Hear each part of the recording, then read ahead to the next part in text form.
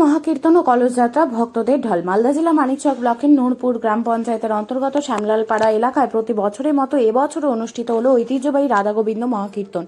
বহু বছরে পুরনো এই ধর্মীয় অনুষ্ঠানকে কেন্দ্র করে এলাকা জুড়ে উৎসবের আবহ তৈরি হয়েছে। এক বিশাল কলসযাত্রার আয়োজন করা হয়। প্রায় 300 মহিলা ভক্ত এই শোভাযাত্রায় অংশগ্রহণ করেন। তারা পায়ে হেঁটে নূরপুর কালিন্দী নদী থেকে পবিত্র জল সংগ্রহ করে কীর্তন মন্দিরে নিয়ে আসেন। ভক্তিমূলক গান ও হরিনাম সংকীর্তনের মধ্য দিয়ে গোটা এলাকা মুখরিত হয়ে ওঠে। এদিনে অনুষ্ঠানে উপস্থিত ছিলেন মানিকচক পঞ্চায়েত সমিতির পূর্ত কার্য এবং পরিবহন দপ্তরের কর্মাধ্যক্ষ অরূপ কুমার দাস। তিনি ফিতে কেটে সংকীর্তন অনুষ্ঠানের সূচনা করেন। তিনি কীর্তন কমিটির পাশে থাকার আশ্বাস দেন, পাশাপাশি আর্থিক সাহায্য করেন। মালদা জেলার বিভিন্ন প্রান্ত থেকে বহু মানুষ কীর্তন শুনতে ও ভক্তিমূলক পরিবেশ এবং উপভোগ করতে। আমার গ্রাম, আমাদের এখানে কীর্তন বহুদিন থেকে হচ্ছে।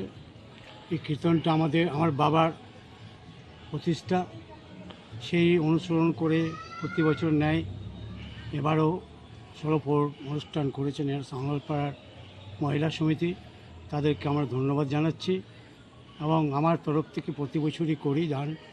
এবার আমি ওনাদেরকে অঙ্গীকার করেছি যে এখানে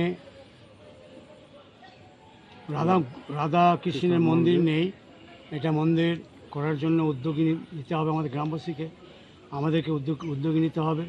এখানে বাউন্ডারি কিছু কম আছে, বাউন্ডারিটা করে দিতে হবে এবং এটা আমার বাড়ি, আমার সমাজ উন্নতির জন্য আমাকে সব রকম চেষ্টা করে দিতে হবে। এটা হচ্ছে আমার বক্তব্য। কেমন ভক্তের সমাগম কেমন হয়? খুব ভালো লাগলো, খুবই ভালো লাগলো। আজকে আমার মনে হচ্ছে যে আমি জীবনটা সার্থক হলো, যে এখানে এসে এদের সঙ্গে সাথ দিয়ে এদেরকে উপকার করে পাশে দাঁড়িয়ে আমি যতটুকু পারলাম ততটুকু আমি ওনার অঙ্গীকার করলাম, এটা আমি দেব এবং প্রতি বছরে দেব। একটা আবদার রেখেছি আমার সমাজের কাছে, আমার কীর্তন পার্টির কাছে, আমার মহিলা সমিতির কাছে, যে আগামী দিনে এই 16 প্রহর না হয়ে 24 প্রহর করার জন্য আমাদেরকে একটু করতে হবে। এবং আমি চাইব যে আমাদের এখানে কোনো ভেদাভেদ নেই, হিন্দু মুসলমান কোনো ভেদাভেদ নেই। মুসলমানদের যেরকম জালসা হয়, জালসায় আমি টাকা দিই, আমাদের যতটুকু পারি টাকা দিই।